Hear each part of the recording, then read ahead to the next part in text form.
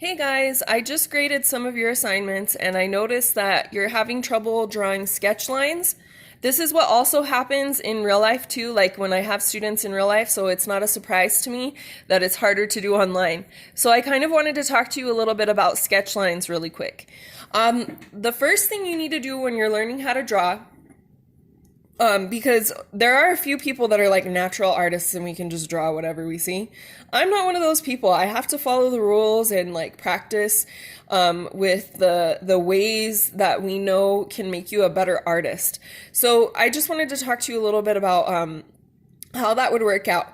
So in your assignment for, I think it's lesson 2, there is a section that's asking you guys to draw 3 things. The first one is a cylinder, and you don't get to choose, you just have to draw it. And then you have to draw, there's an apple, a bottle, a wine glass, or a teddy bear, but the teddy bear is really hard. It's fun though, if you choose it. But it just takes a long time to get it right. So the first thing is, when you're making a good piece of art, it's usually going to take you a lot of time. So like when I draw this cylinder, I'm not even going to be able to like show you the whole thing. I'm going to have to pause and stuff because there's no way for me to like do it all in the amount of time my camera phone has storage to record. It should take you a while. So I'm just going to go ahead and I'm going to do a cylinder really quick, but I'm going to show you guys how to do it with sketch lines. So the first thing is, usually you're not going to hold your pencil like straight up like you're writing. You're going to hold it more sideways so you can see better what you're doing. So there's a couple of ways you could do this. I'm going to do this by drawing a rectangle first because that's the easiest shape. So if you look, I've drawn that you could barely see this line. Then I'm going to come down here and I'm going to try to draw one that's like pretty parallel to that. If it's not completely parallel, I will fix it later. Okay, so I'm going to make my rectangle. It needs to be, I got to turn my page a little bit, I'm sorry. Oh dear, I guess I'm just going to have to learn how to draw like this. Okay, so because you guys can't see if I don't. So I'm going to go ahead and I'm going to draw these sketch lines to connect my top and bottom parallel lines. So you just take these like little, it's like you're barely touching the paper.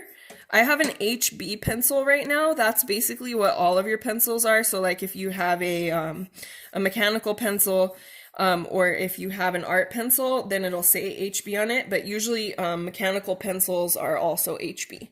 Okay, so I've just drawn a rectangle and I'm gonna make this into a cylinder. What I'm gonna do is I'm gonna like kind of curve this line down. So I'm gonna curve down like this with these little sketch lines. And I don't even like this curve that I'm drawing right now. Like I'm totally gonna change it. So you draw it and then you can tell like, you know, if it looks good or not. If it looks good, then you can leave it alone. And if you don't like it yet, then you have to keep going. So art is a lot of revision until you get like really good. Like some kids can just draw amazing things by looking at them without much revision, but that takes a lot of practice to get to that level. People who are naturally artists and have like these spatial skills, they still practice a lot. So by the time they're showing you their drawings, you probably didn't see them practice, but they did. Okay, the other thing is that this bottom right here is square, and I don't want it to be square because that's not how a cylinder would look if it was on the table, and that's not how it looks in the picture. So I'm going to actually echo the curve that is at the top of the cylinder down here. Okay, and then if I wanted to, which I don't really want to because this won't really help since the cylinder isn't see-through. So you'd want these circles to be the same as these half circles up here. So like that one's not wide enough. Okay, so now I'm gonna go back in with my eraser. Ooh. Okay, and I'm gonna actually erase some of these lines that I don't like. Like, I don't need this one because the cylinder is not see-through, it's not transparent. And then I'm gonna kind of erase even some of my sketch lines that I don't need anymore. And so now I have like way more of a cylinder shape than I did when I started out with that rectangle. Okay, then this particular cylinder, it has like a hole in the top.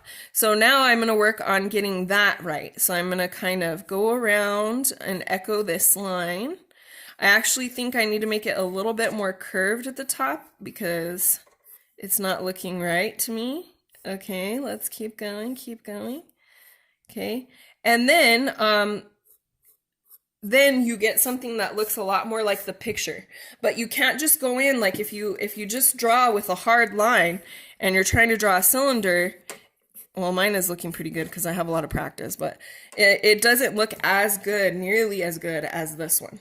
Okay, I want to go and talk about the apple for a second because that's one that a lot of people chose. Okay, so the apple is going to be a circle.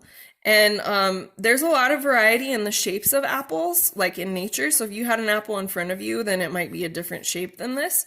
But the shape of the apple that you're drawing based on the directions, it's more of like a fatter apple than a skinnier long one.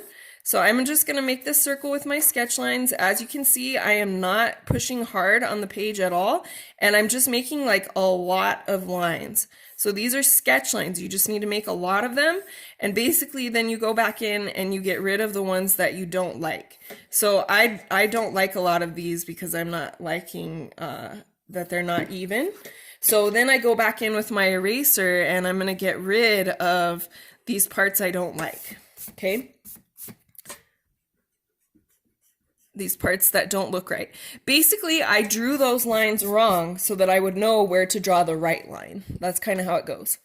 Okay, then there's like a little circle up here, which we're going to use for where the stem's going to come out. So with our apple shape, we're going to have to kind of come in a little bit right here. And you know, there's going to be like a little dip. So we're going to kind of make that dip out of here, and there's going to be another one right here, and then we're going to have our stem shooting out. Okay, I don't remember what the stem looks like in the picture, and I don't have it pulled up. It does not look like that. That's a terrible stem. I'm going to erase it.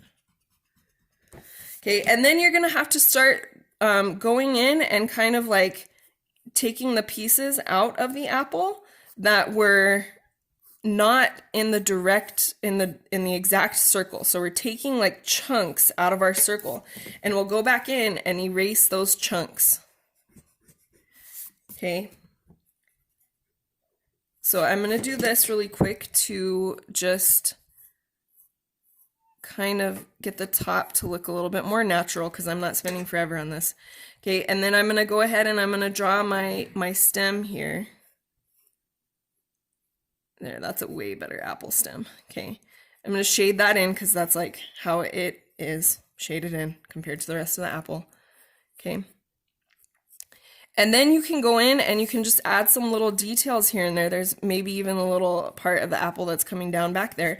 And then you get something that looks way more like an apple than if you just try to draw it. Like, here's my apple that I'm just trying to draw. Okay. That looks like a teacher cartoon apple. This looks like an apple that you could eat. And that's the difference between what we are trying to do. We're trying to learn to draw things so that they look more real rather than so they look cartoonish. So I hope that helps you guys. And if you want to call me, I will walk you through it.